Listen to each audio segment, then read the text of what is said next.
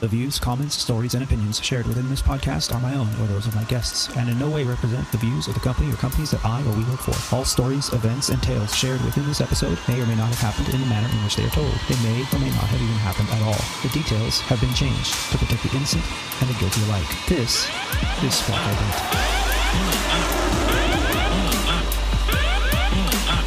Minimum 200, 100 above. 50, 40, 30, 20, 10. Retard. You're listening to Squawk Ident, an aviation podcast dedicated to the journey and the challenges surrounding the life and career of Aviator Tony, his co-hosts, and his guests. Together, we will explore the many pathways to an aviation profession, the realities of what a professional aviator can expect in today's marketplace, and we share many stories along the way. I'm your host, Aviator Tony, an airline pilot currently flying for a legacy airline with close to 20 years on the flight line. This is episode 55 of Squawk Ident, recorded on the 13th of September, 2020. From the 21st floor of the Sahara Hotel Casino in Las Vegas, Nevada. On today's show, we discuss what happens when an airline pilot fails to show up for a scheduled flight. We also discuss laser strikes, 115 degree or 46 degrees centigrade days in Southern California, combined with extremely unhealthy air quality, overflying Cuba, September 11th, 19 years later, and much, much more. We also have the opportunity to speak with an amazing aviator and friend to the Squawk Ident family. In today's episode, we will explore his journey in aviation. From his humble beginnings at the University of Dubuque Aviation to the path he took from flight instructing to aerial photography and more. We sit down today with Captain Jon H of Sandpiper Regional Airlines. But before we begin, let's take a moment to thank Captain Paul, aka Clubber, for joining us on episode 54, Tomcats, Top Gun, and Recurrent Sim Rides. It was a special treat for me to have the opportunity to speak with Paul about his amazing journey in aviation.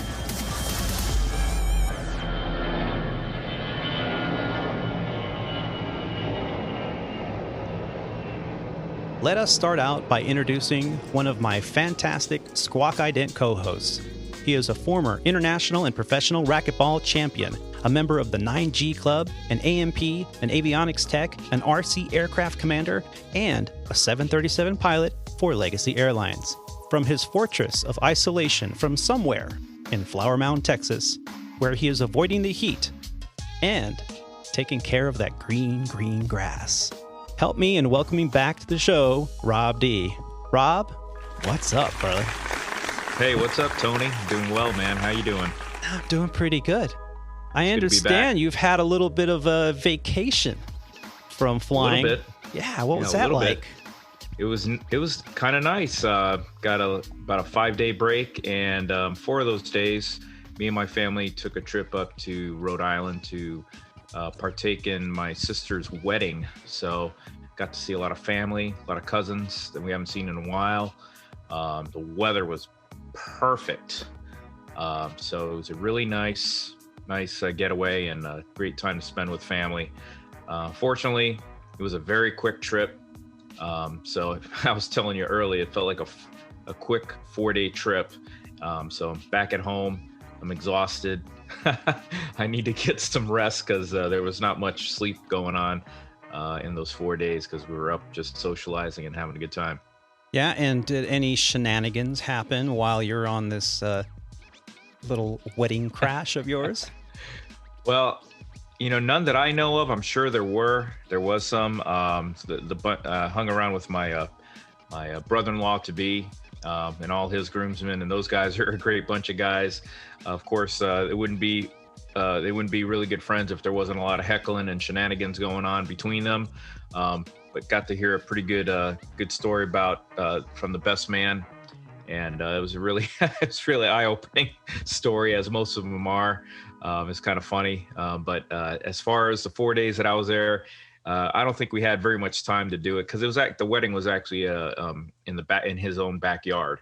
So there was a lot of prep going on that we actually had to do, just keep the costs down. And with COVID being pretty prominent everywhere, everything being locked down, there was really no venues willing to host a wedding. So said, hey, let's just do it in his backyard. So anyway, long story short, just a crazy busy weekend. It was fast. It was furious. But it was awesome. It was beautiful. That's great. And I'm so happy that you had that opportunity to get away and get out of the heat from Texas and get out there. That's wonderful. It was cool. I think last night might have been the coolest night, but it got down to like 55 or 50 or something like that. But we're wearing like 18-piece suit or something like that. So it was perfect. Yeah. We weren't sweating, so that was nice. Yeah. Did you wear the cummerbund? Well, they didn't have cummerbunds. They had suspenders, vests, 4-button jacket or something like that. It was we looked sharp, but man, we were all talking. If we had to do this in anything above like 70 degrees, we would have been sweating like dogs at a Chinese restaurant. Can you imagine? Yeah. No, thank you. No. Also joining us today is another fantastic co-host here on Squawk Ident. He is a professional flight instructor, a former Embraer 145 airline pilot, a King Air instructor, a Falcon commander, and a corporate operator as well. He joins us from his San Diego Palace of Education. Please help me in welcoming back to the show, Captain Roger. Roger, what's up, brother? Well, it's been a little bit different. I've been working pretty hard for the last 2 or 3 weeks, and it's definitely been a little bit of a change for me, this whole flying thing again. What's that? Do you have kind of like an airline schedule where you're flying 2 or 3 or 4 days a week? It is like an airline schedule. I have been flying, but you pretty much hit it 2, 3, 4 days a week or so. Actually, it was 6, 7 days in a row last week. Wow. Definitely not quite as much flying on each day like the airline guys do, but the stretches of flying is, all of a sudden it picked way up. So been flying mostly on the western third of the country, so nothing too far. But like I said, this whole working thing, it's new. It's different. Well, and you've been dealing with flying, like you said, on the western third of the country, and these fires that have just riddled California and Nevada and Oregon and Washington State. The air quality, the smoke. I mean, we were talking a couple shows ago about the ATIS code FU, which means smoke, right? Fume. I've seen a lot of that lately. There's a lot of FU on those ATISes, aren't there? There's a lot of FUs out there right now. Jesus, really? I mean, did you have any issues with taking off or landing at an airport where there was a lot of smoke? Well, we didn't have any specific issues per se. However, it's definitely affecting things. The Bay Area and in the California is definitely the worst affected. I went into Oakland, in and out of Oakland a couple times this week, and you're talking middle of the afternoon, full ILS, mile and a quarter visibility, 600 feet overcast, and it's not clouds, it's smoke, and it's orange. It's an orange color. It's really sad. Is the best way to kind of describe it. And just overflying, without landing in an airport, that's the best example that I have. But just flying over. I've been to Montana, I've been down to Wyoming, Utah, Nevada, California, Oregon, and the entire you do not see the ground. You climb up around 23,000 feet and you'll get above it, and you cannot see the ground for hundreds and hundreds and hundreds of miles. And it is definitely scary and sad, unfortunately, with what's going on out here on the western third of the country. Yeah. I was taxiing out at Los Angeles yesterday morning. I started a 3-day. So yesterday, day before. Regardless, there's a caravan that's parked on the ramp right at the threshold of the South Complex there on 25 right, which is a normal departure for us. And we looked over at this parked caravan, and we thought, "Oh my God, did that caravan catch on fire? There's brown, charred smoke coming out on the side of the fuselage." And then we realized what it was. The airplane flew through the smoke, as you mentioned. It must have been in an area or at an airport on approach to landing. They were low enough to get through the smoke. And you could see where the yellow plumes of smoke were coming out of the exhaust of that turbojet or turbofan aircraft. Turbojet, turboprop. you could see where the smoke was coming out from the turboprop exhaust and going down the fuselage, and it basically turned the aircraft a brownish orange. And we thought, wow, at first we thought it was that the aircraft had an engine fire, but it wasn't. It was just soot. I can only imagine what the engines had to deal with flying through that. Yeah, it's one of those things that I thought about, not so much worried about it, but just thought about flying through some of these, through the smoke. For, even on the descent, you're talking about, 100 or 200 miles on your descent, depending on how air traffic control is treating you. And, mostly we talk about volcanic ash. And I think that it's the smoke isn't so bad because all of those particles are just going to go straight through. They're already burned. Unfortunately, there's no rock inside it like when we talk about volcanic ash, but it's definitely something that will discolor the airplane for sure. And, even with all of our ventilation equipment, it still stinks up the cabin for sure as you're climbing out or descending through it.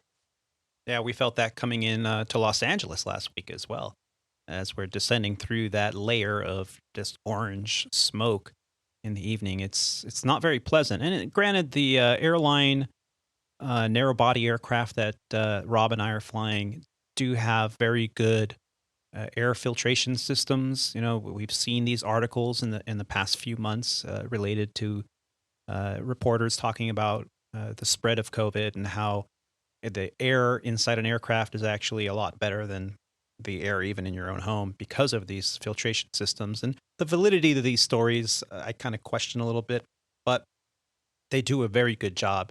So it's not like you in a smaller jet aircraft can smell that a little bit easier, I think. But yeah, definitely the smoke has had a large impact on operations. But let's continue on with introducing our next guest. Gentlemen, please help me in welcoming to the show one of the most impressive pilots that I have had the opportunity to fly with.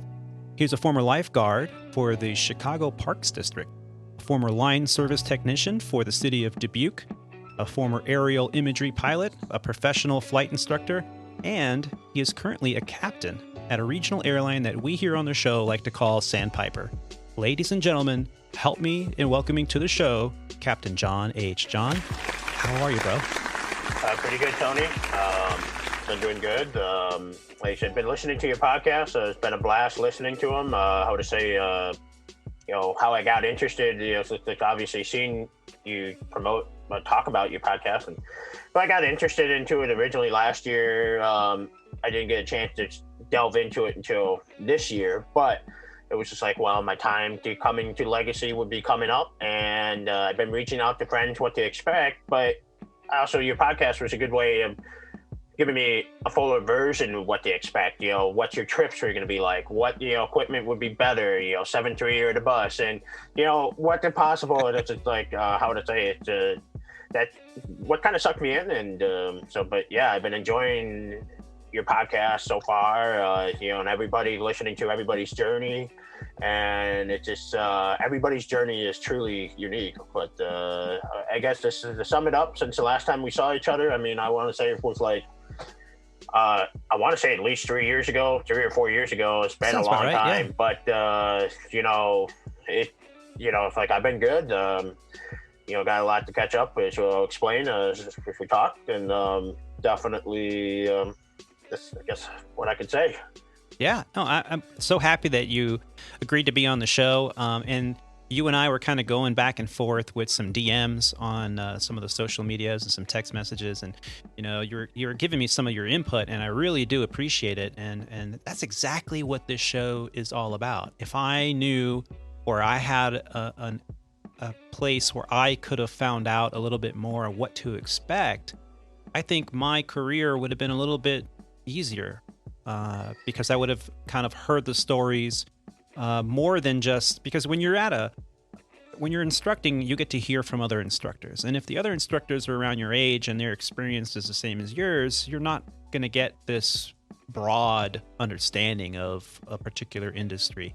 So then you move on to, maybe getting a cargo job or a charter job. And again, you get to hear some stories here and there from your fellow pilots, or, the people that you're working with, but you're really, unless you're flying somewhere where they had a huge history, and even then, it's just that. It's history. It's from the past. So things have changed.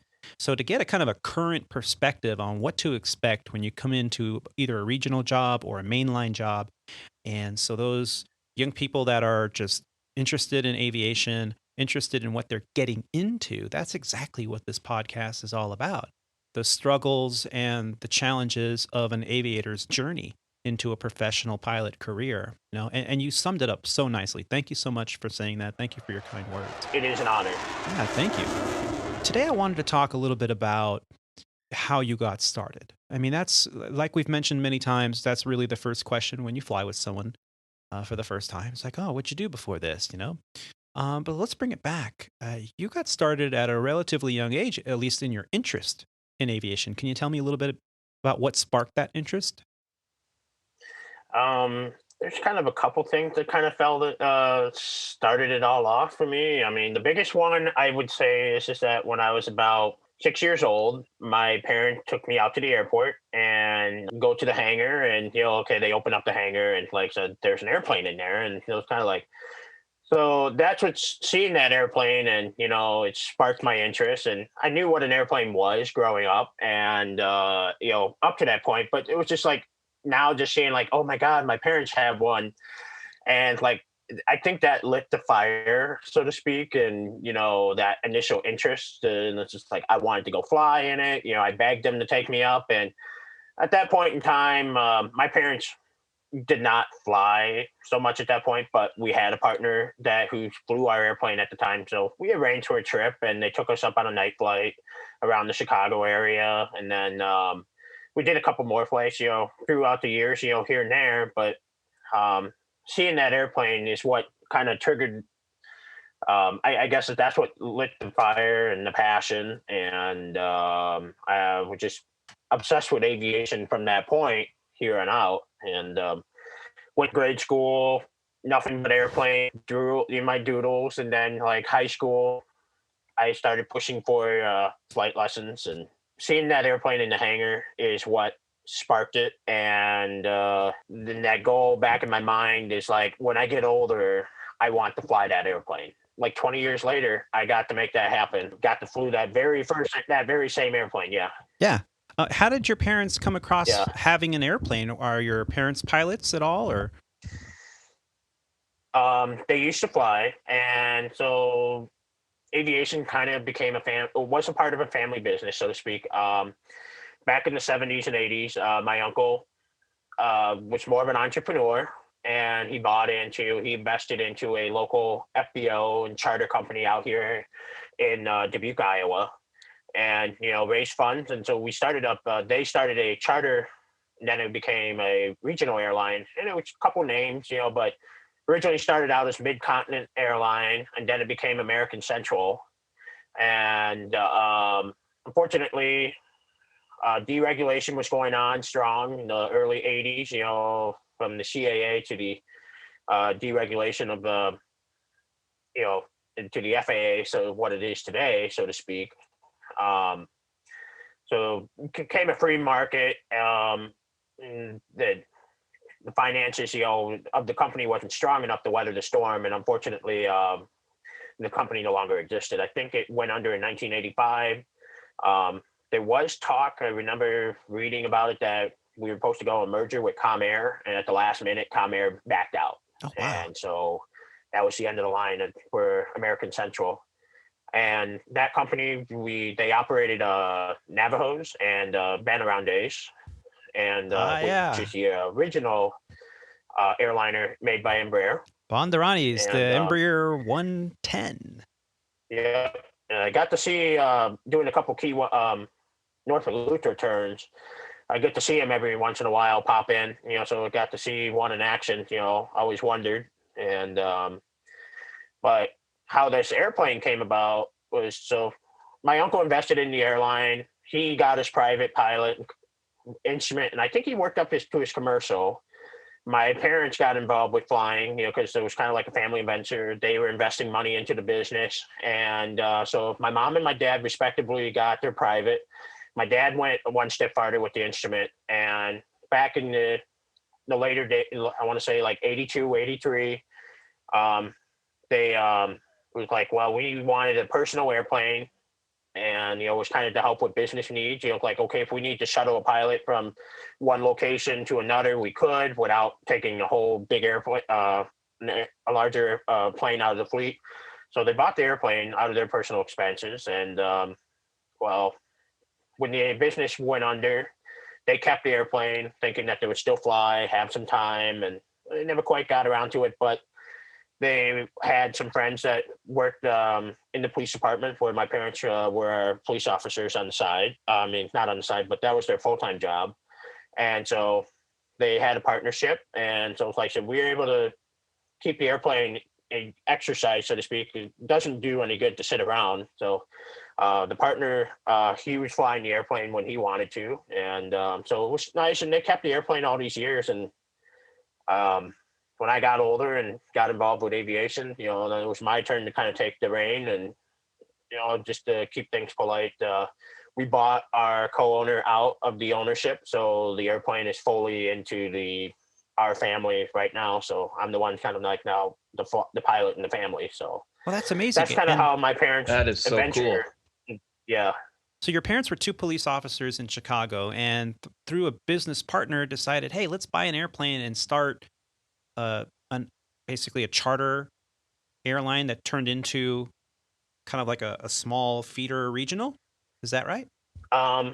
Well, my uncle was living out here in Iowa, and he was the business partner. And just because family, my uncle offered to my parents, would you like to invest with me into the business? And so as a result, so that's how my parents kind of got roped and involved with aviation as well. That my uncle kind of extended out, the offer, and he was the one that started up the charter, which expanded into a regional airline, so to speak.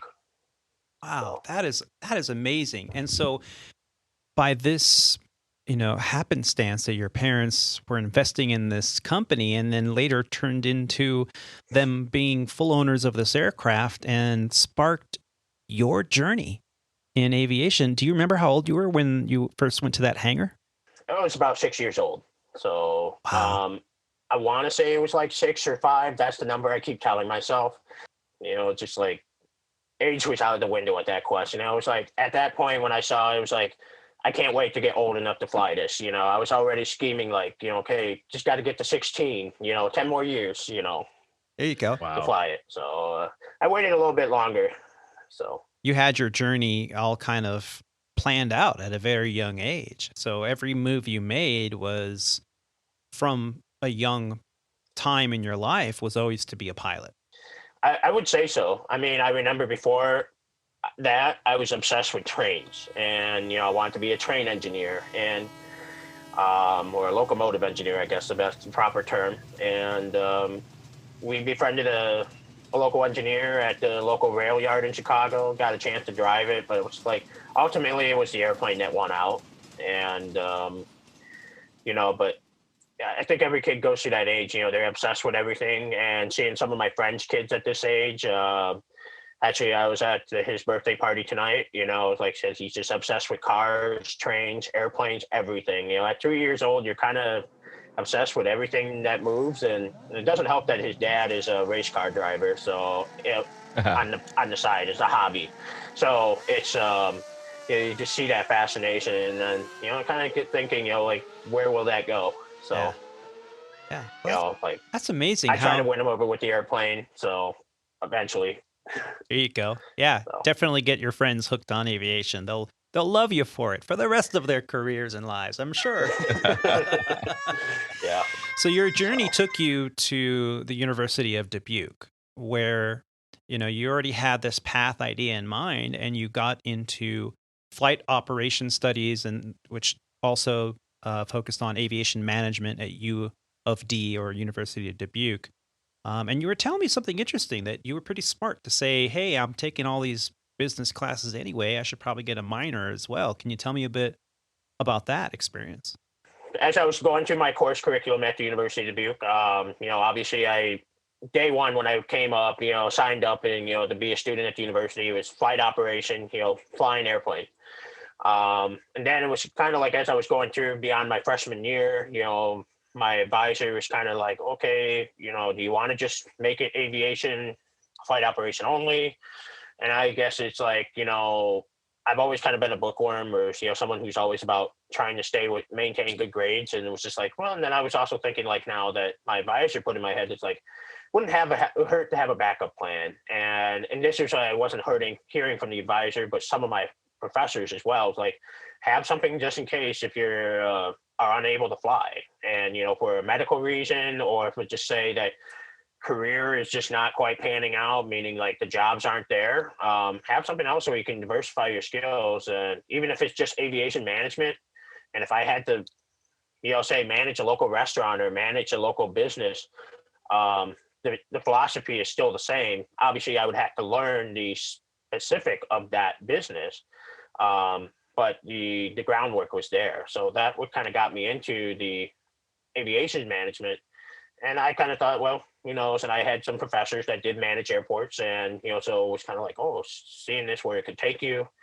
And then it was ultimately, then I was junior year, I think, I was finishing myself up, coursework and class wise. It was just like, well, I'm so close to a business minor, with half of these, the classes I've taken for the aviation management major, why not just tack on the minor? So it was just like a double major and a minor from the college. And for a lot of my peer at this school, this is kind of, I wouldn't say the norm, but it wasn't for me. I had to get a special sign off on extra course load, but for me, it wasn't that big of a deal. But for a lot of my peers at that time, a lot of them did do that. They'll have aviation management and flight operation, and then maybe a minor mixed in. So. Yeah, that's pretty smart, because we, a lot of those of us that have been around for a little bit have said the same thing. If you're going to do a focus or a career in aviation, have a backup plan.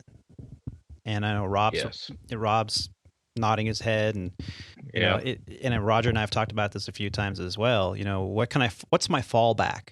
I think is what Roger and I were talking about. So always have a fallback. If you decide, hey, this is it, this is the only thing I want to do, that's fine. But have a fallback, because like you said, if something were to happen that would create a huge downturn in the industry, a pandemic, then, you would have at least the opportunity or something on the resume to say, hey, maybe I can go get a job to be an airport manager at my local, GA Class Delta Airspace. And you mentioned it in an earlier podcast too. If you lose your medical, is a perfect example too. Absolutely. Now you can't legally fly for a 121, 135. Have a backup plan so you can go right into that other thing you actually learned to do. Or part 91 even. I mean, you lose your medical, that's true. You're out. I mean, that's the worst case scenario for a lot of I'm thinking like class one, because there's still people who can still fly who can't get a class one, but you couldn't work for a living, right. So can't get paid to go fly a commercial pilot, right? Yeah. So and there's some rules in there. I'm sure some listeners are thinking, well, what about a class 2 medical if commercial pilot and I can go, banner so many or something scenarios, yeah. Sure. I mean, there's plenty to do, but that's pretty smart. Yeah, as you were talking about limited medical, Rob, like I said, I knew a gentleman who flew one of the corporate out here in Dubuque, Iowa. He was restricted to a class 2 due to his type 2, I forget which type, but he had diabetes. But due to special issues with the medical, he was able to still exercise and fly. And fortunately, his company was very supportive, and they worked with him on that. And so it's just there are exceptions out there, but it's just like it creates a lot. Challenge. Yeah, it creates a challenge for sure when it comes time to get another medical, or if you had to get another job. But it can be done. Yeah. And I remember listening to his tale. It was just like, especially as soon as he got the one medical, it was automatically starting to work, going back to the paperwork to start the next medical. And it's just like, that just like blows my mind. But he was passionate, and that was great. But I don't think I could. That would drive me nuts at one point or another. Yeah. So. And you never know. You could be totally healthy for 30 years into your career, and then here you are maybe in your late 50s or early 60s thinking, oh, I got 10, 15 years left. No problem. I got this. And then all of a sudden something just pops up and it's debilitating to your career as well as your health. And, to have a backup plan. And as pilots get older, I think as the income starts coming in, they start looking at other ways to invest their money for the future and get ready for retirement, because we all know, your standard 401k packages are great, but when you're coming to retire, if you happen to be retiring during an economic downturn, that could be detrimental to your plans. So to have some kind of, whether that's, an interest in real estate or an interest in another business or something, it definitely is beneficial for pilots of all kinds to have that as an idea. And so it was very smart of you to think about that at a very young age while you're in college, to say, hey, well, I'm here. I might as well get a minor in this and also get into the aviation management as well, because there's so many things that I could do with it in the event that I end up not being able to fly.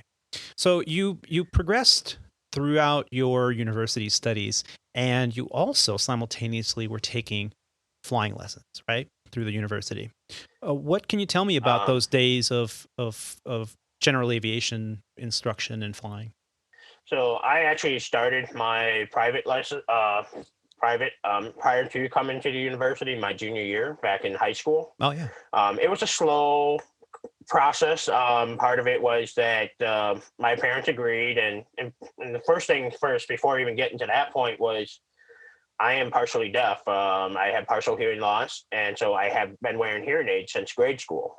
Not too many people know too many deaf pilots out there, and it's like I heard about the stories about all the deaf pilots, but in the circle that I was, it was always more like about reference to the warbirds, B-25 bomber pilots. They were going deaf because the engine exhaust was right next to them.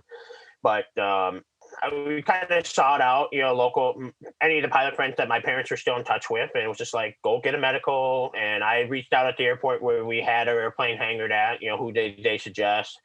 And we looked up the AME that used to do my parents' medical, and he was still doing the business. And so we reached out and kind of like, he said, sure, so I came in, did my medical. And at the time, I actually still have the paper somewhere, the temporary, student certificate, pilot certificate.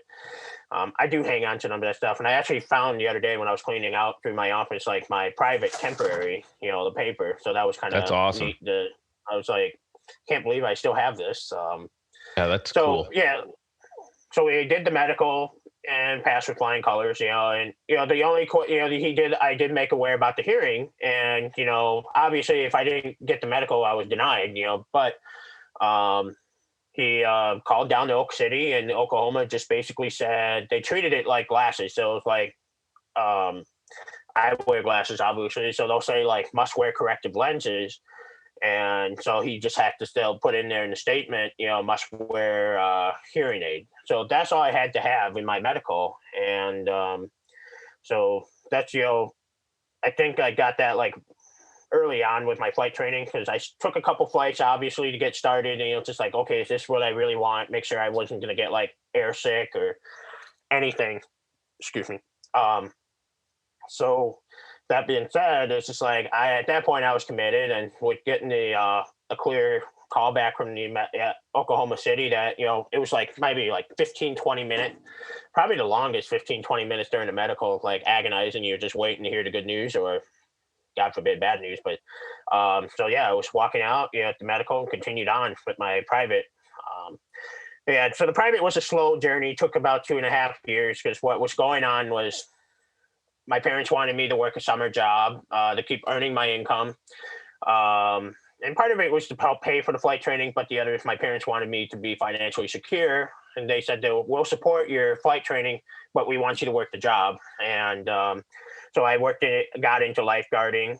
Growing up, I was a competitive swimmer. I wouldn't say Olympic competitor, but I was on the local swim team, in the park district, and they had a program called Junior Lifeguard, which is kind of like a summer camp that would kind of prep you for being a lifeguard. Yeah. And so natural progression was to become a lifeguard. So when I was old enough to do it at age 16, I started lifeguarding on the lakefront of Chicago. And so it was a summer job. So it was work 5 days a week. And then on the weekends, I would go down to this airport on the south side of Chicago.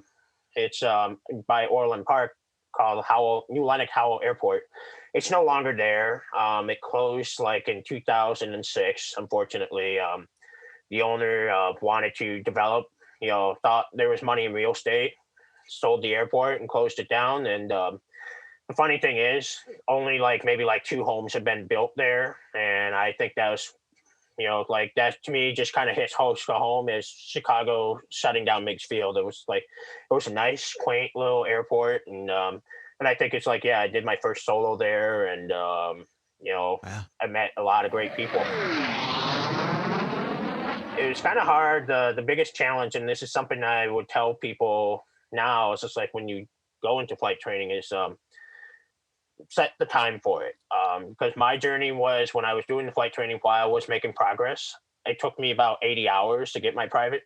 I wanted to cut it sooner, but it was just I felt like I was taking 3 steps forward, and then it would be a step and a half back, because then the following week, I might, depending on the weather for the weekend, if I had other commitment, I might get 1 or 2 flight lessons in. I would try to double block with my flight instructor, and sometimes you just get burned out even with the double blocking, and it was just I'll come back tomorrow. And then if you get bad weather, it kind of makes it a challenge, and winter was a challenge. And but yeah, the flight training took a while, and I ended up finishing it up my first fall semester freshman year of college, where I was able to finish up the last of my cross country requirement, get my sign off, and it was kind of pretty cool.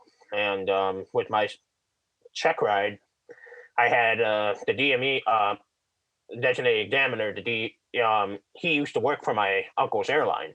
So as one of the pilots. So it was kind of pretty cool. He was like, "You're not related to Terry, are you?" And I'm like, "Yeah." And I'm like, "Oh, I used to work for him." And, and it's just "Oh, that was kind of cool." So it was nice to have that connection.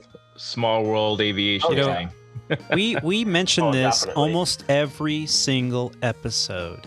We warn people that it's a very small industry, and you never know when you're going to come across someone. So always be kind to each other, treat each other with respect, because look at your perfect situation here. Your DE was a former employee of your father. Now, I assume everything went very well, and that he didn't have any hang-ups against working for your dad.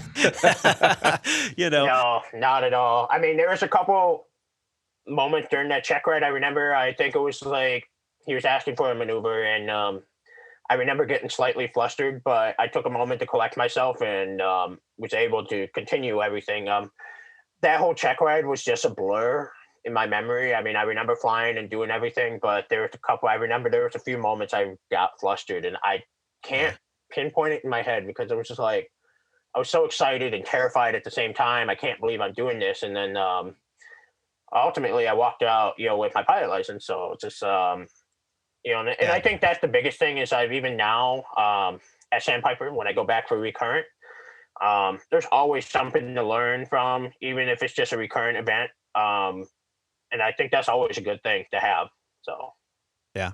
I wanted to back up a moment and just ask you, you said something, you and I flew together at Sandpiper before I left. I remember, the whole experience was very positive, and I was so very impressed back then when you were explaining to me how your medical worked, because I never flew up until that point with someone who had partial hearing loss. I always believed that was something that would disqualify you. And I always found it so intriguing when you explained to me how it could be corrected with the hearing aids, and it's just like another restriction to your license, like having glasses. And you mentioned it earlier in your story here, and I just wanted to kind of get into that just a little bit so that our listeners out there, and I can't tell you how many times that I have answered questions to young people or young aviators that are interested in aviation, but believe that they couldn't pass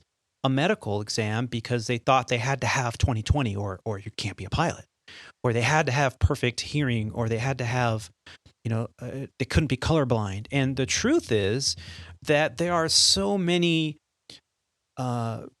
details that you can get around some of these previously thought to be, grounding items. So you mentioned that as long as it can be corrected with your hearing aids, it's just another thing on your medical that you have to have with you when you fly, like glasses. Is it just that simple, or is there a little bit more to it than that? It's pretty much that simple, but the AMEs that I do go to now, they are aware of it, and I had a AME for a while where he did not list that on there, even though he was aware of it. It was just that because his criteria, every AME has a slightly different criteria how they look at certain things, but obviously they're falling well within the FAA guideline that is issued for the first class or respected class medical that they're issuing. Most of them will be like, they'll have a conversation in the room, and it's like, they'll just ask me to take my hearing aid out. Can you hear me here? What part? Because when we're in interpersonal space, like, okay, let's 3 feet apart, and I respond well to mid to deep voice, deep range. Like I can hear that. For most guys, I can hear and talk fairly well. Like high pitched voice, I do have a moderate loss where it's like it has to be louder before I would hear that. And See, that's what I tell my wife, but she never listens to me. Sorry, go ahead. It's all good. So yeah, so a lot of them would just, they'll just kind of. I remember one time they did like the snapping test. Like, can you hear this? He would snap his finger, walk around the room as he's kind of asking me other questions. It's like, can you hear this? Can you hear this? And then, no big deal. And the other thing is like with the hearing aids nowadays, like you can get them so it's like adjusted. Like my hearing loss is more from permanent nerve damage. Now, we never figured out what exactly caused that for me. And the best guess that we kind of figured out is that I had ear infections when I was little, and that could have been a possible factor. Yeah. I never let it stop bothering me. Obviously, I felt like electronics and water don't mix, but it didn't stop me from being a lifeguard, and I never had a situation where I had to compromise that. But they come out so quick and easy, not a big deal. And at the end of the day, if I need to save somebody when I was lifeguarding, it's just like, I'm going to save them first. I'll worry about myself later. So, right. Fortunately, I never had to put that to the test. But sure. Yeah, most of it's pretty simple and late. And then at the end of the day, like as I educated my AMEs, and most of my AMEs that I've been working with, they're pilots themselves. So that helps makes a better relationship. And at the end of the day, it's like I carry spare batteries with me. Like as you're that's the only problem I have with these is that, the battery sometimes can die at the most inconvenient time. So the batteries just swap in and out. But then it's like, as we all know, for those of us with glasses, like you must carry a spare set of lenses. What is their last current prescription or just another set of contacts. So it's like the batteries are kind of your backup. And lastly, but least, it's like if God forbid, I thought I had spare batteries and they were all out, which hasn't happened. I just simply can turn the volume up on the audio panel. So that's my last resort. I mean, so I have that option of being able to still clearly communicate with my crew members, front and back. So, yeah. Awesome. And thank you so much for sharing that. That's great. So, yeah, I mean, in college, I remember one of my buddies, he's working now as a corporate pilot. He was colorblind, didn't stop him. And then reading through history, I'm big into World War II history, but there was an English pilot who lost both of his legs as an amputee. And he, prior to the war and during the war, he was a very successful fighter pilot for the British. So if you ever look up the name Douglas Bader, he was a double amputee. And so it's like stories like that is, there are pilots out there who can fly. And I remember successful. Yeah. There was an article that I remember seeing it was about maybe a year or two ago about a gentleman it was a European airline. He had a malfunction with his prosthetic arm. It got stuck to the thrust lever and something like, they were able to still fly. But the idea that there are pilots out there with prosthetics safely flying people around. And so Yeah. I definitely encourage everybody. I have gotten questioned by people at the local fly-in when I'm helping out there. Like, what can we do for alternate, possibly making controls accessible for someone, who is, say, they lost use of their lower extremities, so it's just like aviation is working on making that happen. And I believe there are some independent, people out there who have made it successful, like for those that can't fly. I mean, I think there's the one girl, Jessica Hines, she doesn't have any arms. She flies with her feet. I think that's the right name. I could be wrong. I remember her first name is Jessica, though. So it's definitely aviation is like, I think it still can be an accessible field for all those who wants to partake. Yeah, That's and cool. don't let any kind of current perceived disability that you might think will disqualify you as a pilot, discourage you from getting the facts, going to your local AME, asking. We have a family friend, and the son is 15 years old, and he's starting to take private pilot license lessons. And so they know I'm a pilot, so they're asking me a lot of questions. And it turns out that he had a minor medical issue. And they're like, well, is this going to disqualify him? What is going to crush his dream? He really wants to get his private pilot license. And I told her, his mom, the same thing that we're talking about now. Don't let that discourage you. Find out the facts. Find out if it's something that is going to be an issue, or it could easily you'll get around it just by jumping through a couple more hoops that the others might not have to. So thank you for sharing that with us. I really do appreciate it. You've shed some light to this question that is going around the GA community constantly since I started 20 years ago. What qualifies you? What doesn't qualify you? What if I lose my medical? So knowing that you could make it, look at you, you're a captain at a regional airline, and you've had really no issues. And actually, while finishing up, the last two things I want to put out is AOPA has really good medical support. So, like, if you have something questioning medical, like, you can reach out to AOPA, and they would answer that before you put yourself in jeopardy before going to an AME or a regular physician. That was the big thing. And then, as you said, I was the first pilot to fly that you flew with that had hearing aids, and like I said, but I remember meeting another gentleman at Sandpiper. He's over at a different company now, but Justin, was born completely deaf, and he had the cochlear implant, and so it's like I was really impressed with him. It's like to see him successful, being a captain with us at Sandpiper, and so it was definitely that really impressed me, and just like it was something like knowing that I'm not the only one out there like that. And I know I'm definitely not. I do see several of my peers, obviously with hearing aids, that usually they're a lot older, in their 50s, well, easily. And, at that point, it's kind of understandable. But for younger, when you're growing up with it, I tell people don't be discouraged. So. Yeah, I met Justin a few times. We've actually hung out in Chicago. I've never flown with him personally.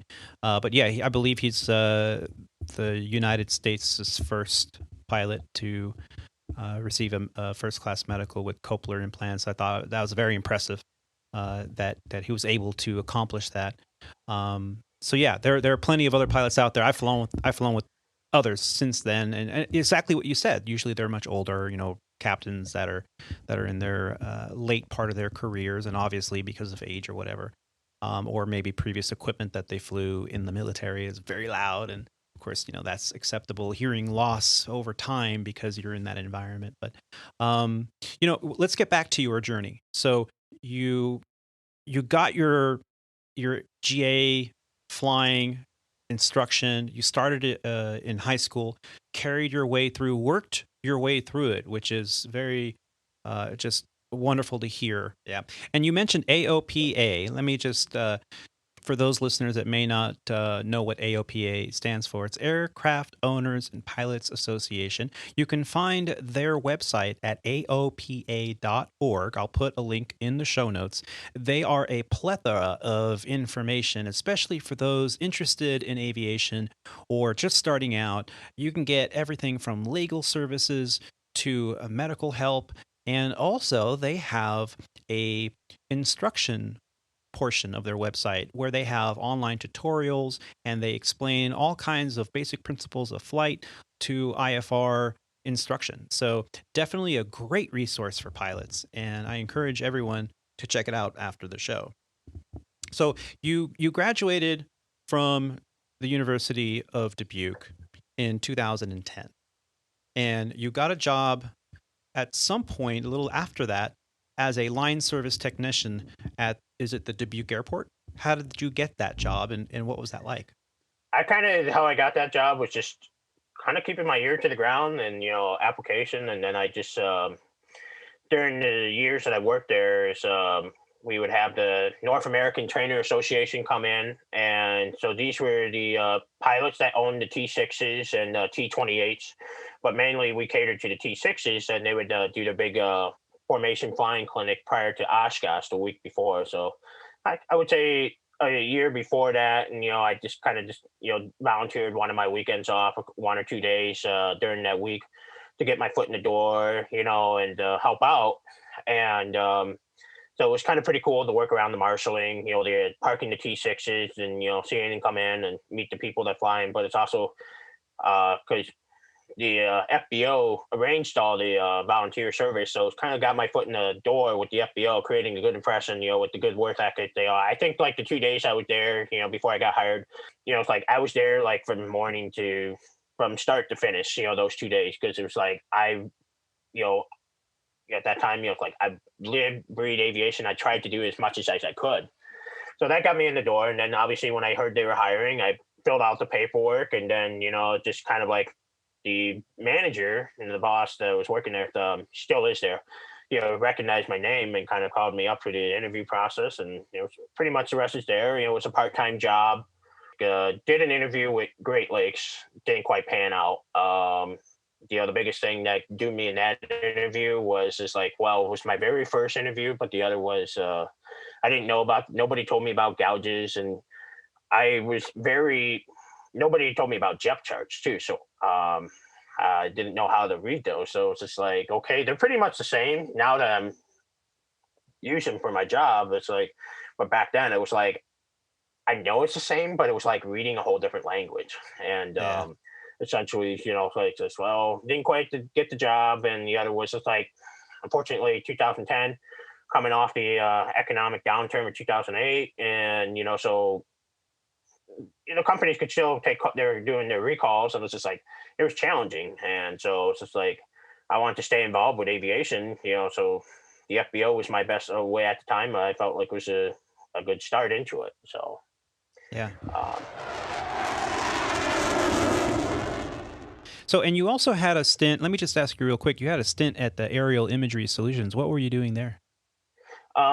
So when I was working on my double I, the instructor that I had kind of forwarded my name to a friend of his who lived nearby, who ran a aerial photography business. And his business was more with agriculture, where farmers could call up and say like, hey, I need like a health report on my crop field. And so like I said, with an infrared camera and near infrared, you can tell like by the health of the crop by how much light is reflected off, so it's like, I don't remember 100%, but if it's like a brighter reflection, the grass is, not the grass, but your crops are healthier. Now, if it's like a duller because they're not healthy, you can tell like, okay, am I having a blight?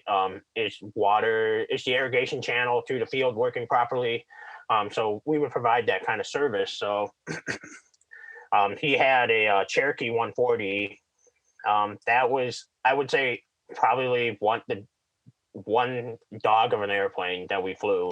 He had the FTC for auto gas, and let's just say like I'm a big heavy set, I wouldn't say heavy set, but big guy, and his son who would run the camera equipment sat in the back. So like I said, little Cherokee 140, 150 horses, taking off on a grass strip. I mean, like we made it out of there, but it was definitely like, I remember it was like the longest Max climb for like performance. 3 to Yeah.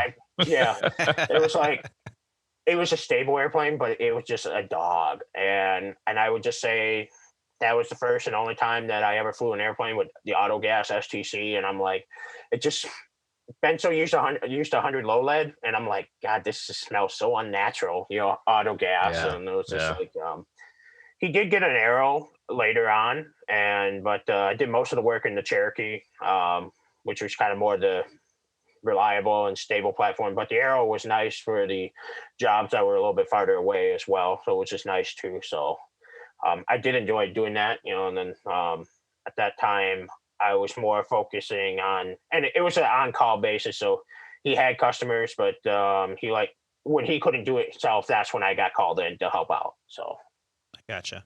So your journey continued on, and then in 2015, you were hired at a regional airline that we commonly refer to here on the Squawk Ident podcast as Sandpiper Regional. It's obviously an alias because we want to protect the fact that we don't represent our companies in any way. So Sandpiper Regional, a relatively large regional airline that we both flew at for a period of time.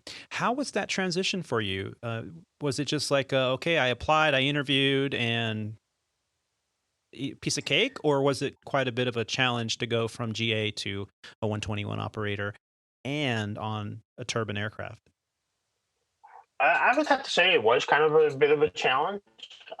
And obviously at that point I was flight instructing, as a CFI and double I at the University of Dubuque. And, but, I was seeing my peers move on, and I was kind of thinking about the next and better thing. And a part of it was just like, it was nice to be finally getting paid, for my job and so for my passion, which I really enjoyed. But at the same time, I was like looking at I can't keep living off of this salary. It was just like a little bit of challenging, like full time. And then it was just like, I was at a 141 school, and if your students don't show up, it's just like, you're the left one holding the bill, so to speak. And it's like, in terms of like, I suffer financially, and they're not making any progress. So it's just like, I enjoyed the teaching, but it just wasn't there for me financially. So I put in my application. I had some of my peers that were getting their hours, and they put in. I remember like one of my buddies, he was so quiet about it, and then I didn't realize until like that fall. And I'm like, dude, where were you? And he's just like, I got a job with Sandpiper. And I'm like, you didn't say anything. And it's like a lot of us, at that time, everybody's was very secretive. Our particular flight school, it's just like our chief flight instructor wanted to keep us around. Like the good instructors, he wanted to keep around, and so I was good. So it's just like, and I made it kind of quiet on my own. And it was just the other is just like, you didn't want to rock the boat, because it's just like, if they knew you were going elsewhere, they would take away your students or like siphon your students away to other instructors, and nobody wanted that. So, Right. So anyway, I filled out my application process, and, prior to that, I've been doing job fairs, kind of trying to get educated on the, what they possibly expect. I did ask my peers, and, so I filled out the app on Airline app and, hit send, and I think it was fairly quick and forward. And I put out for like 4 companies on that same application process. And so I had a chance to interview with all those companies. And at that time, the strategy from our advisor and telling us like senior back a few years before is like, do multiple interviews. And so like I had made a ranking out of different companies that I wanted to interview with, Republic, Horizon, ExpressJet, and Sandpiper. I have interviewed with the 4 different companies. I did have the one rejection, and everybody else I had a tentative offer. So it was just kind of like, boy, and I figured at that time, like, well, if I'm going to fly in Sandpiper, and our school had University of Dubuque had a bridge program, which was more of not a pipeline program. It was more of like a preference hiring. So if you came from this flight school, we would give you a preferential hiring in the interview. So it's, so that's what got me in. And also I was like looking at like, okay, quality of life, Chicago based, Dallas, New York, Miami at the time. I think they had just shut down Boston, or Boston might have been closed for a few years at 2015. But that wasn't really thinking on my mind at that point. And but I was kind of thinking quality of life, if I can be Chicago based, and like we flew to Dubuque, and I'm like, well, I could get paid to fly home, paid, to enjoy a working trip home. So it was just like that, what kind of, I would say, was one of the big factors what brought me over to Sandpiper. And then plus I was like, Legacy wanted to change the name of the regional services. So like, the OG Sandpiper. Yeah, so chain. I wanted to fly with the OG company. So let's just put it that way. So that what kind of brought me over. Those kind of a couple of factors. And then plus I had a lot of my peers come over there, and they spoke highly of it. So it's just like, if everybody speaks highly of it, what can be wrong with it? And then Republic at the time wasn't in the greatest financial situation. I'm like, I didn't want to be possibly stuck in a situation of bankruptcy. And then Horizon was like, which I didn't get that interview, it was just like, had I gotten it, would have been commute. And then ExpressJet, I knew they had a Chicago operation, but I think it was just like who was offering the bonus too. And it's just like, Sandpiper was going to give me an extra $5,000 for coming there. So it's just like, kind of help that, the quality of life potential is what brought me over. Did that nudge you over the line there? And hey, that $5,000 check on day one was kind of the turning point for you? Yeah. Well, and then that I knew I was going to get 5,000, but then I showed up and they gave me another 5,000, and which was like a new bonus. And I was like, where's the extra money coming from? And then they explained it. I'm like, wow, I did not realize that. So, and it's been quite a journey for you. You've been at Sandpiper now for over 5 years, and we met. You were a young FO, pretty new with the company, I believe, when we flew together a few times. And I left in 2018 to move on with the flow through to Legacy Airlines. And you upgraded to captain. I think it was not too far after that, right? Yeah, 2.5 years actually. So I upgraded in. That's awesome. Yeah, that was just like, I remember when I got hired at Sandpiper, the attitude there was so negative. I mean, from fellow first officers, unfortunately, the captains were all happy to have us there, but some of us in our ranks were not the happiest. And let's just say, I haven't seen the negative attitude in a long time. Once things started improving with the new contract that was signed prior to my arrival. But what I want to say is... well, you came over at a time when the companies were... The mainline companies were merging, the big merger. And so there was a lot of contract. We've talked about this in the show before. There are a lot of contract negotiations, a lot of pitting one regional wholly owned against another regional wholly owned. And meanwhile, our union was saying, stand the line. Don't undercut your co-regional partners' contract. And it was happening anyway. We even talked about it in the last show for a brief moment there. Yeah. So you came in at a time that was very difficult. I mean, there was a lot going on, from pilots getting in literal fistfights in the terminal to pilots flipping the bird as the other airplane taxied by, because it was like, hey, you're coming into my base flying my old airplanes, and screw you guys. And so there was a lot of animosity going on, and a lot of blacklisting. So you came in at a pretty tough time. Exactly. And I just remember, like, there were people like, why did you come here? Like, what's wrong with you? I mean, it was just like, and for me, it was just like, I was just happy to have a job where I was getting paid, and people complained about the substandard pay back then, 5 years ago for a first officer. But me coming off from being a flight instructor, that to me was, I felt like I was making bank. I was, like, okay, I can, definitely be able to pay my bills, save up, and live comfortably and not worry about stretching it every dollar out, from paycheck to paycheck. And it's definitely, that should me over. I didn't let those people with the negative attitude get to me. And, and I think once things started the progression, like I said, the upgrade, and it's just like, I remember before I came there, and it's just like, and even early on, it was like, expect to be on reserve for 4 years.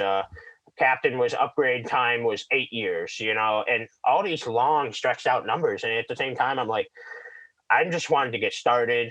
I was like, I'll worry about those numbers later.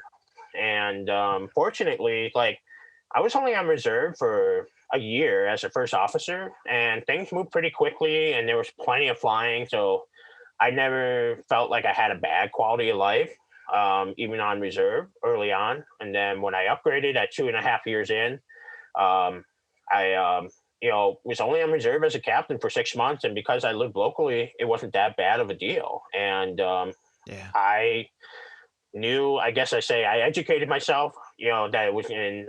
I also listened to my peers and mentors, like, this is all part of the process. So it's just like, say paying your dues. And I would say, though, the upgrade process was a very fascinating one that I would have never expected in 1,000 years to happen, Yeah. during our upgrade time. And if you want, I'd like to share about that, if you don't mind. Yeah. So that's my next question, actually, is what have been some of your biggest challenges, with your aviation career? Was it when you upgraded in such a short period of time at a regional airline?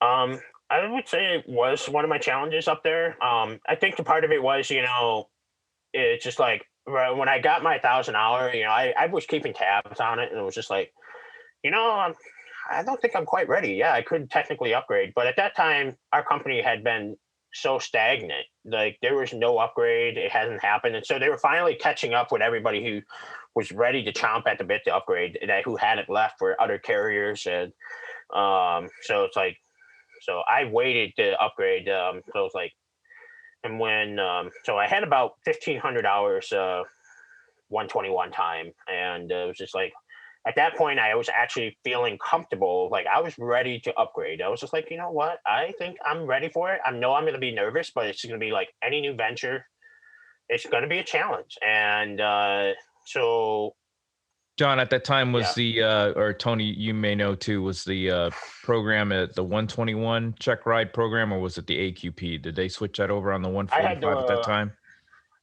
the qualified upgrade Okay. training. So I chose to stay on the 145. It's like, well, it was just, the quality of life was there, and it was just like, why stress myself out learning a whole new aircraft on top of the additional captain check ride, fed ride. So I just kind of figured that was kind of the best rationale. And so yeah, it was quite the challenge. So the ground school went smoothly. It was kind of like, you mentioned one of your previous episode, Captain Charm School, so to speak. And it's just more like going through, reforming through, just reviewing through all the policies of all the things you should be familiar with the captain, weight and balance, and whatnot. So we completed that. And well, the day before I'm supposed to go down for a sim, Hurricane Harvey hits Houston, where I was supposed to be completing my sim. And our company was at that time, we were maxed out on simulator space. So we were sending people to St. Louis, all the sims in Dallas and Houston, and actually France. We got to go to France for training.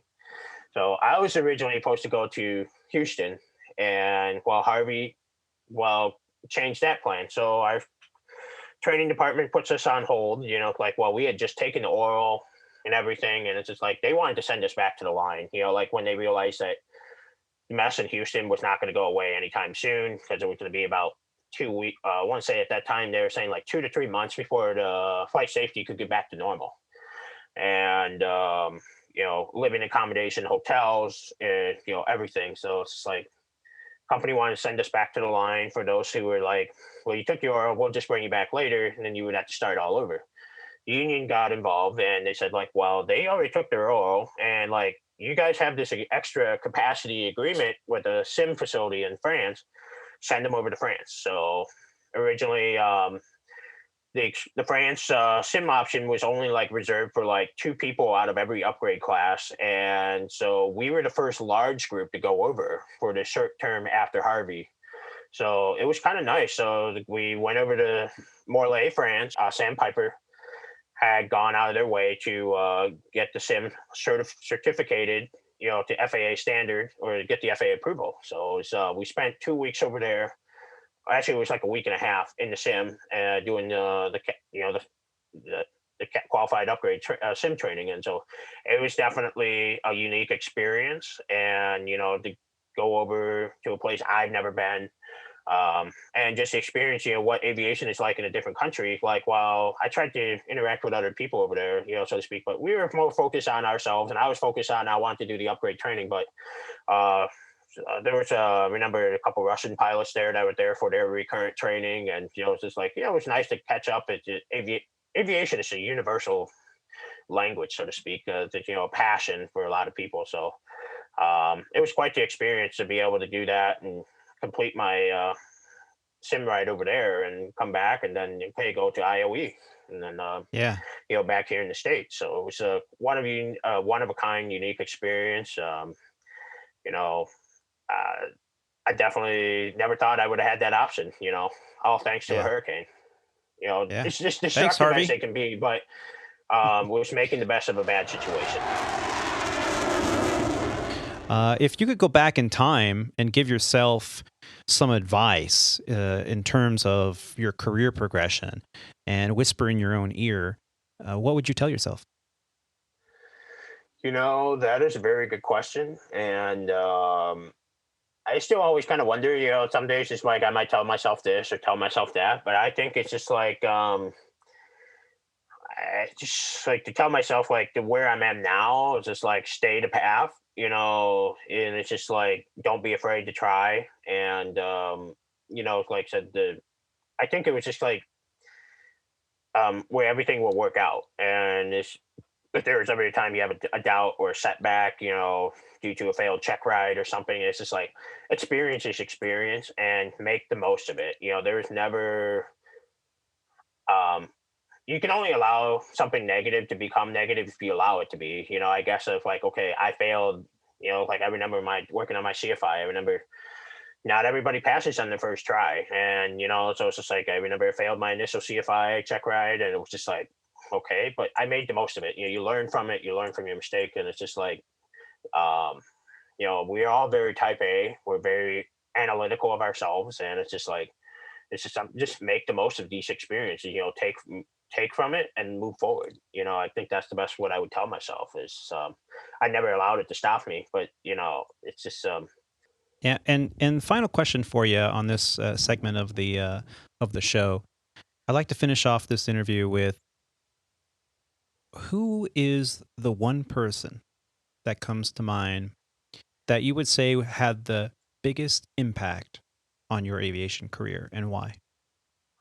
I can't just narrow it down to one person, but I have a couple people. But I think my immediate family, like my mom, my dad, and my uncle, like they kind of supported me with this, and what lit the fire, for my passion for aviation. I would say it's kind of like the biggest factor of, like where I am today, being supportive, with my uncle, hearing the stories of his airline business and all his flying tales and everything, which really is appealing. That's what's, I would say, the biggest influence. And then my second one, one other person I would like to give a shout out was my double I flight instructor, who kind of made everything, work. I guess in terms of he, was such a big mentor. He was able to break down things, to make things easy. And he was just, someone that like he could take something so serious and break it down to like where you didn't feel so stressed out. And it was just like, I really enjoyed that, having such a great mentor. And then, for sure, especially with the double I training, and then plus listening to all his story, how he's been through the up and down of this industry as well. So it was really great to, I guess those would be those people that I would say would be a big factor or important. So. Yeah, for sure. Well, thank you so much for sharing your story with us. It's been an amazing journey for you, and I look forward to kind of keeping an eye on what your journey brings to you in the future as well. Thanks for being here for the first half of the show. Can you stick around for the second half? Oh, definitely. Well, we'll be right back right after the break.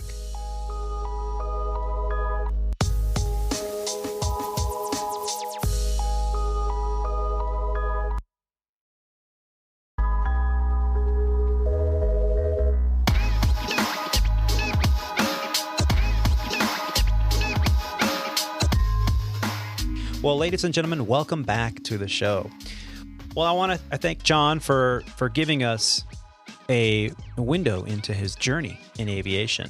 We really do appreciate him being on the show today, and we did learn quite a bit as well. In this segment of the show, I'd like to talk a little bit about what I've been up to. Aviator Tony here, and I have been busy. The last 2 weeks have been a little crazy, and up until even today, we've been experiencing quite a bit out on the flight line. Yes, you heard me right, the flight line. This is from the flight line. So last week, I had a pretty tricky schedule. I had 3 days off, which are commonly referred to at least a Legacy, and I know Sandpiper as well, is a duty-free period. That's our day off, where we are free from all duty. The company is not going to contact us. We're not going to get a surprise schedule or anything happen, because it's our day off, our duty-free period. My duty-free period was Sunday, Monday, and Tuesday, and my first day back was Wednesday. However, I noticed that my sign-in time for Wednesday was at 00:45 on Wednesday. So that meant at 12:45 a.m. was my sign-in at Los Angeles International for my trip. It's what we commonly refer to in the industry as a red-eye. Well, normally a red-eye, at least in the past, everything I've flown, you sign in around 10:30 at night or 11:30 at night, not past midnight. So it shows up the day before or that day as, hey, you're working later. But when I checked my schedule in our company's app, it said that I had a duty-free period on Tuesday. So I went, aha, this is an I gotcha moment. You know, I could potentially misread my schedule and not show up. So I set an alarm for Tuesday, reminding me that, hey, tonight you've got to drive out to the airport around 10 p.m. to make your sign-in. So as a matter of fact, that morning, I'm sitting there eating breakfast with the family, and my wife says, when are you going back to work? And I'm like, oh, I don't go back till tomorrow. And she's like, really? And I have you on the calendar for PM tonight. I went, oh, you're right. And sure enough, I checked my schedule, and I was like, crap, tonight I got to go to work. So I had that in the back of my mind, and I set a couple of alarms so that I knew what time to leave the house, and got to the airport. It was a little weird getting to the airport at close to midnight. So I go down in operations, and the only other pilots there were the 4 777 pilots that were getting ready to do an all-only cargo flight internationally over to Hong Kong. So I was like, wow, where's my captain? You know, there's nobody else in here. Or there's pilots, you know, taking a nap or sleeping because they got in too late to make their commute home in the sleep room there. But I don't see a captain pulling up paperwork or anything. I'm like, well, maybe they're just out, you know, grabbing a cup of coffee, and they'll meet me at the airplane. No big deal. So I downloaded my documents I needed for the flight plan, the weather information, headed on over to the aircraft. The aircraft had been shut down, electrically powered down, because it had been sitting there pretty much all day. So I powered up the aircraft, introduced myself to the flight attendants, told them that, well, I don't see a captain here. They haven't signed in for their trip. Our app tells us when they signed in. I said, but they'll probably be here. I mean, I hope. So, of course, now we're boarding the aircraft. I've got everything ready. The aircraft is ready to go. I did all the origination checks and flows, and all we needed was a warm body in the left seat. And about 45 minutes prior to the flight, which is already pushing it to 15 minutes behind when we should be on the aircraft, no captain. So here I am looking up to see if I can find the captain's phone number so I can text message or give him a call and say, hey, are you going to make it? Are you just running behind? Are you in traffic? What's going on? And I realized that the phone number was a Phoenix area code. And the red light went on, and I thought, uh-oh, this is not good. Just then, my phone rings. It's crew tracking. Hey, First Officer Tony, have you seen your captain? Actually, no, I haven't, and I was just looking up his phone number. I'm afraid that he might have misread his schedule. And they're like, well, okay. And I said, well, if you get a hold of him, maybe he fell asleep taking a nap coming in on an earlier flight and decided to take a nap or something in the crew. I don't know. But could you please call me, let me know so I can make an appropriate PA to the passengers if that's what needs to happen. And they're like, oh, yeah, sure. And just then, a woman with a clipboard and a lanyard came down, and she was the ground security coordinator. And she said, have you seen your captain? I'm like, no, I haven't. I just got off the phone with crew tracking. I'm really not sure where the captain is. And this was now 30 minutes prior. We're almost complete with boarding. The cargo is almost complete in terms of it being loaded on the aircraft. The fuel has been boarded, and I've already sent our total fuel to the load planner. So we're pretty much all set to go. And at 30 minutes prior, if you're not in your seat ready to go, it's a problem. So at 10 minutes prior, some other managers came and said, well, can you go into the crew room and see if your captain's down there? I said, listen, I don't know what my captain looks like. I've never flown with this individual before. And the fact that they haven't signed in yet, I mean, I'm not going to go in there and start tapping on sleeping pilots' feet to say, hey, are you my captain? It's not going to happen, lady. Yeah. So sure enough, I had to make a PA letting the passengers know, hey, unfortunately, we're all set to go up front and, got all your bags loaded up, but we are missing a pilot, and we're doing our best to find out, make sure that he's okay, and he's aware that he's supposed to be here. We don't know what's happening right now in terms of if he's going to be here or not. So as soon as I get more information, I'll pass that along to you, and I do appreciate your patience. And it's like the maximum PA I want to make as a first officer because, the captain's not even there. Sure enough, about 10 minutes past departure time, the manager came down and said, look, we couldn't get a hold of your captain. We've left multiple messages, and at this point, it's like 1:45 in the morning. And I'm like, well, if he's asleep, his phone's off. He's not going to answer the phone. She's like, well, yeah, we're going to delay the flight until 11 a.m. tomorrow morning. But it's 9 hours away. Why 9 hours? Well, because the flight attendants could legally, at that point, after deplaning the aircraft, go to a hotel, sleep, have their minimum rest, which flight attendants don't fall under the same flight rules of rest requirements as pilots. They still fall under Part 121 operations. And the minimum rest they need is 9 hours. So that's what they gave them. And they're like, all right, you're going to fly it out in the morning. In the meantime, they called another captain and first officer to fly the entire flight sequence. So they told me, well, go home and you'll be under recovery obligation. Well, I was okay. So the next morning I got a text message from the captain I was supposed to fly with, and he was apologizing profusely, saying, I'm so sorry, I misread my schedule. I saw that on Tuesday was a duty-free period and didn't think that I was starting at midnight, on Wednesday morning. I thought it was showing up at midnight on Wednesday evening and didn't put the two and two together. Honest mistake. So, I got removed from the flying, got to go home, sleep in my own bed, was not called for any kind of recovery obligation, and I got paid for a 3-day trip. Wow. Nice, dude. Score. Except you had to drive at 2:00 in the morning and back home. It's amazing how quickly you can get home at 2:00 in the morning in Los and how Angeles. Motivated you are too to get home. And I wasn't that tired because I had probably 7 cups of coffee, but I was. Which brings me to my next point. Yeah, I have a feeling that I was going to say, guns don't kill people. It's husbands that show home early from work that do. Anyway. Pilot problems. Yeah, no. So, Rob, you were telling me a little bit about laser strikes. I text messaged you, I think, a couple days after that happened to me. I'm like, dude, I got a great story for the show. And you were like, hey, man, do you mind if I talk about laser strikes? And I was like, that's perfect. Yeah. What do you FAA sent out made a post on Facebook about laser strikes. And I thought that was an interesting topic because not only affects, us airline pilots, but it affects every pilot in general.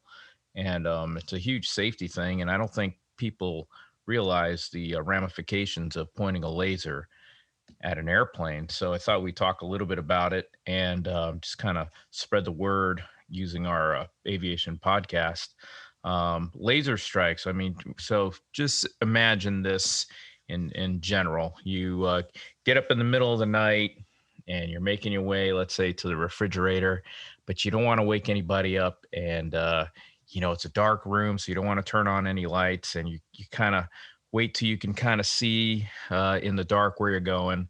And then all of a sudden somebody turns on the light and then they turn it right back off again because they see it and they're scared. What happens to your eyeballs? Well, they adjust to the light immediately. And then when the light goes off, you can't see anything because your pupils, you went from fully dilated to, closed up. And now it takes a little while for them to open back up. Well, that's very similar to what the onset of a laser will do to a pilot flying an airplane. What does laser mean, by the way? Light amplification by stimulated emission of radiation. Whew, man, crazy. I didn't know that. Crazy Really? acronym. That's it. So it's basically an amplified light. It's a very, very high-powered, focused light beam. So if that laser happens to make its way into your eyeballs, it can temporarily blind a pilot who's operating the aircraft. And at nighttime, we're using a lot of visual cues to operate the aircraft safely down to just basically safely operate the aircraft. But most of the time, when those laser strikes are happening, we're down low, we're below 5,000 feet. And things can happen pretty quick when you're below 5,000 feet, traveling a couple hundred miles an hour. So any distraction or any kind of temporary blindness is a severe hazard to an aviator. So that would temporarily blind the pilot.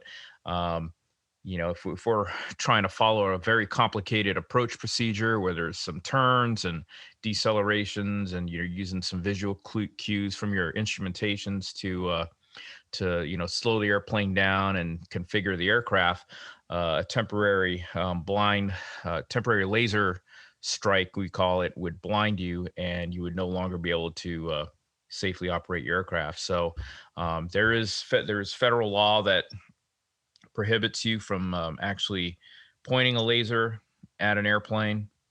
I think the FBI has been able to, and the FBI and law enforcement have been successfully able to catch a couple individuals that were pointing lasers at the airplane. And actually, I haven't been able to get to the article that tells you how much the fine is or what the ramifications are, but let's just say they're pretty serious, pretty hefty if you do get caught. And Roger, did you ever get struck by a laser before? I have not ever been struck in the eye by a laser. We were hit. I did see one landing in Mexico one time many years ago when I was flying at ExpressJet. However, fortunately, I have not ever been, and that it didn't strike me in the eye, and I was not affected by it, thankfully. Other than that, fortunately, I haven't had any other personal incidents with any laser strikes. So, yeah, there you go. I think, Tony, you had a story about a laser strike, didn't you? I did have a laser strike. I think I mentioned it before, but for all those new listeners out there, it's extremely serious. And, Rob, I really appreciate you bringing it up. I'm glad you took the time. And I had no idea what laser stood for. You didn't know that? No, that's pretty cool. My story was back in my Sandpiper days. I was based in Los Angeles, and we were doing San Diego turns in the evening, and it was my last flight of the evening, and I was the first officer on the flight, and we were cleared a visual approach to 25 left simultaneously with the straight-in Brasilia on 25 right. So I was the pilot monitoring at the time. It was a visual approach, so we were on the 45 to a downwind. I mean, it was so textbook. It was pretty scary, actually. It was like a VFR entry into the pattern, and it was late at night, so not a big deal, not much traffic. The tower controller told us, Sandpiper 123, you are cleared the visual. Do not overshoot. You have a Brasilia on a straight-in final for 25 right. Advise the Brasilia in sight. So I look out what the Embraer calls the DV window, the direct vision window, the right side of the aircraft, and I spot the turboprop coming in on final. And I called the traffic, and the tower says, okay, don't pass up the Brasilia. You are cleared the visual 25 right, maintain visual separation. So I read that back, and I tell the captain, yeah, you're going pretty fast. You might want to slow to final because the Brasilia's putzing along here. And he goes, oh, yeah, is he still back there? Did we still pass him? So I go to look out the window a second time, and just then I look down, and just south of the 105 freeway, which pretty much divides the final between the left and the right for a period of time, and I see a green laser, and it's being pointed at the air. And I go, some kids down there must have a laser. And just then, the laser hit the cockpit DV window. It completely illuminated the darkened cockpit into a bright green. It struck me directly in the face, and it was extremely painful. It's as if you were staring at the sun without any kind of protective glasses at all. Wow. It burned. And I go, oh, crap, I got hit by a laser. And the captain said, where? And he looks up into his seat to look over to see if he could see the laser. And just then, this laser that's like rotating in the sky hits him, illuminates the cockpit again. He goes, oh, God. I was like, heads down. Are you okay? And he goes, yeah, I'm okay. I don't think it hit me in the face, but man, that's bright. I'm like, you keep your heads down. You keep your head in the cockpit. I'm going to let ATC know. He's like, okay. He goes, are you okay? I said, yeah, I'll be fine. But everything, like you said, my pupils were then restricted and everything was so dark, I could barely make out the instrumentation. And we were at a low level on final coming in visual conditions at night into LAX with traffic parallel You're to supposed to us. see and avoid. Exactly. So I said, tower, this is, Sandpiper 123. We were hit by a laser. And the tower controller says, understand you were struck by lightning? Mind you, this is a day or an evening VFR, night VFR flight. No, not a cloud in the sky. I said, no, we were hit by a laser. And the tower says, understand you were hit by a laser. Do you know approximately where? And my dumb ass goes, oh, let me see. So I look out the window again, and guess what happens? A second time. Oh, no.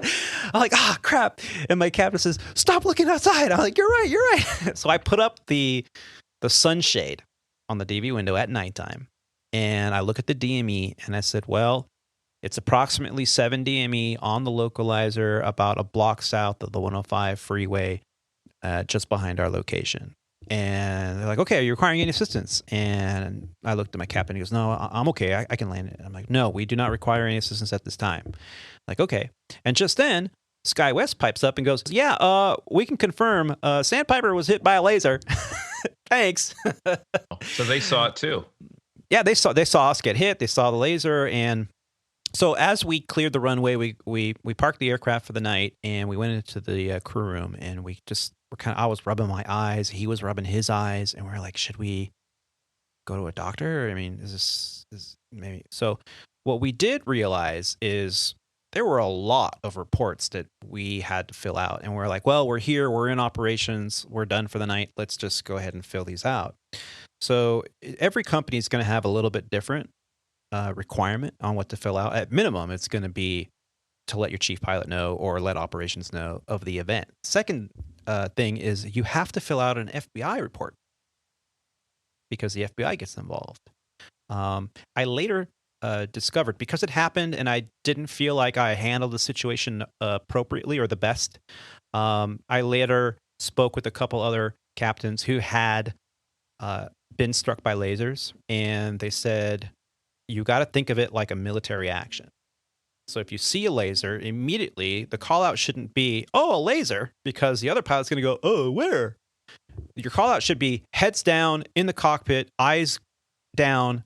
There's a laser illumination, heads down. And that'll tell the other pilot, oh, crap, I'm going to keep my heads down because I got to keep my vision intact, regardless of what segment of flight you're in. So laser illumination can be extremely damaging. Now, I later went to a doctor to have my eyes checked. I went to an optometrist who did a scan of my eye, and luckily there was no damage. Funny story is, about 2 weeks later, same exact location, United Airlines 737 was struck by a laser around the same location. Both pilots ended up in the emergency room to get checked out. So it's a very serious thing, comes with very, very steep fines. And yes, I have heard of a situation where a pilot landing in Fresno at night, which anybody that has ever landed in Fresno at nighttime, it's pretty dark, was hit by a laser. He reported it to the tower. Sheriff helicopter happened to be at the airport at the time, flew over the suspected area, and did locate the two teenage boys that were then at that point shining the laser at the police helicopter. Both boys were arrested, and they had to deal with the penalties. Therefore, the captain later received a phone call while on his overnight from the FBI, and the agent identified herself and said, "Yeah, I'm Agent so-and-so with the FBI. I understand you reported a laser strike. What can you tell me?" We did apprehend the two individuals. So pretty serious stuff. Don't be a bonehead and point a laser at an airplane, ever. Yeah. Wow. John, have you ever had a laser strike yourself? Yeah, I had actually two of them. One was when I was flight instructing. We were coming back from a lake cross country, and like I said, we were on fine. It was VFR visual, and like I said, we were coming right back in, and we were flying over it's like I said, fortunately, like I said, I saw them shining the laser. Like the cockpit they didn't hit us in an illumination, like where the whole cockpit was lit up, but I could see the laser dancing off the wing. We were in a Cessna 172. I reported it to Chicago Center, and like, hey, we got a laser strike. And it's in the parking lot of the local movie theater. And like, being a local, like at the time out in Dubuque, it was like, so I never heard what came of that. And that time it's like, okay, didn't know about, I would say probably should have read up more on like, okay, required reports and document on that, fill that out. But I let ATC know at that time. And then the second time was over at Sandpiper. We were at cruise, I want to say like 24,000 feet. And someone tried to laser us at that altitude, and like said, I just saw the kind of like you said, you just see somebody waving the green light. Fortunately, we didn't get struck with that. I could tell, like, didn't have a cockpit light up. I mean, I've been fortunate in that event, but I kind of do think about that in the back of my mind. Like as I educated myself, especially becoming to Sandpiper. If you are in an area of suspected laser activity, what should your response be? It's like you said, should be heads down, to protect your vision. And I remember a few years back, for a while, Miami had a lot of problem, especially if you went out to the Everglades. And I think it was just mainly just bored teenagers, got nothing better to do on a summer night. And, and it's just like, I remember they'll be reporting laser strikes on, or possible laser emission on the departure frequency numerous times. And it's just like, fortunately, knock on wood, I never have an incident like you, Tony, but it's just like, I keep that in my mind. If I have suspected, or if I've been forewarned, I'm thinking about that. Okay, heads down, don't look out the window, no matter how tempting it is. And I think one of the strategies they said, like if you hit like the ident on your transponder, it's going to flag on ATC's radar, and because they record all that stuff in you could say like, they can look at that, like, where do you hit the ident feature, and they could look to use that as an approximate location. That's what I've been told. Yeah, that's a good one. I could be wrong. So makes sense. Okay. I've been fortunate. So. Okay. And John, thank you for sharing that. That's some great advice. I never thought of that, to hit the ident. Now, if you're in New York Center, you're low, it's going to be hard to get a word out, So yeah, that might work. You might piss off a controller that their screen suddenly flashes, but hey, at least you have a location, like you said. So yeah, there's definitely a more bonus to doing that than pissing off a controller or something. But if you're an air traffic controller and you're listening to the show, please write in. Send us an email at aviatortony@gmail.com. That's Alpha Victor, the number 8, Romeo Tango Oscar November Yankee @gmail.com. And we'd love to hear about it. I'd like to wrap it up because this week marked the 19th anniversary of an extremely difficult time in our history. And, we focus on the journey of the aviator, and there are many aviators out there that weren't able to complete their journey. Never before have any of us witnessed such an unthinkable act of terror, and never before have we watched in horror live on national television. U.S. airliners were being used as weapons upon our citizens and on our soil. The events of September 11th have forever changed the way we live. We here at Squawk Ident would like to take a moment to recognize the flight crew members that had their lives stolen from them, to honor their memory, and to help us all to never forget. We feel it is important to remember their names. The following are the names of the murdered airline employees on board American Flight 11, United Flight 175, American Flight 77, and United Flight 93, all taken down by acts of terrorism on September 11th, 2001. On American Airlines Flight 11, pilots Captain Jon H and First Officer Thomas McGinnis, flight attendants Barbara Arstugi, Jeffrey Coleman, Sarah Lowe, Karen Martin, Kathleen Nokosia, Betty Oing, Jean Roger, Diane Snyder, and Madeline Sweeney. On United Airlines Flight 175, pilots Captain Victor Sarancini and First Officer Michael Horrocks, flight attendants Robert Fangman, Amy Jarrett, Amy King, Catherine Labori, Alfred Marchand, Jesus Sanchez, Michael Toro, Alicia Titus, customer service representative Marianne McFarland. On American Airlines Flight 77, pilots Captain Charles Burlingame and First Officer David Charlebois. Captain Bud Flagg, retired. Flight attendants Michelle Heidenberger, Jennifer Lewis, Kenneth Lewis, Renee May, and Executive Assistant Mary Jane Booth.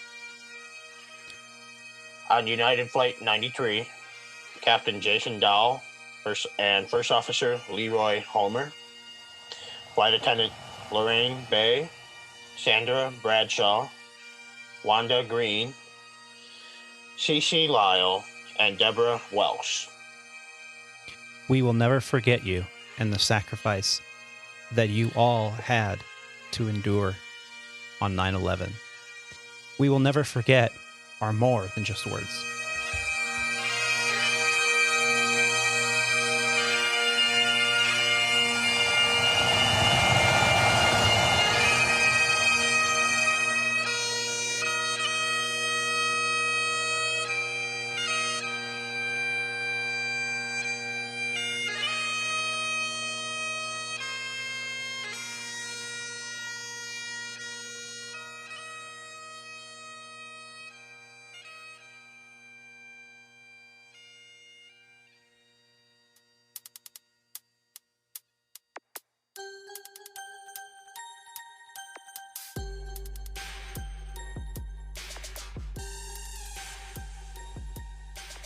Well, that wraps up episode 55 of Squawk Ident. We hope that you are enjoying listening to the podcast. You can really help us out here on the Squawk Ident podcast by leaving us a review on your favorite podcast app. And please share the show with a friend. We appreciate your reviews and your feedback. You can also send us audio feedback as well, or comments via the homepage of our website or the Contact Us tab as well. And that's located at www.aviatortony.com. That's Alpha Victor, the number 8, Romeo Tango, Oscar November Yankee.com. There you can check out the unique cover art that I produce for each episode. You can also find audio archives and the guest book photo tab, where you can see images of our many special guests from previous episodes. You can also contribute to Squawk Ident financially and help us offset the cost of producing the show, either with a one-time or a recurring contribution right there at the bottom of the home screen. Facebook and Instagram users can search Squawk Ident Podcast, and YouTube and Twitter users can search Aviator Tony and Squawk Ident to follow on the socials. If you're listening on Apple Podcasts, Spotify, or iHeartRadio apps, it would really help us out if you could just take a moment and leave us a review. And don't forget to subscribe to Squawk Ident and tell a friend. In closing, I just want to say thank you for taking the time to listen to these grateful aviators. Keep the dirty side down out there. Be safe, be kind, and take care of each other. Gentlemen, it's been a pleasure and an honor on this very special episode to have this conversation with you. Thank you so much. Thanks, Tony. Thank you. Have a good one. See you guys. Take care, Tony. Thank you very much. Good job, John.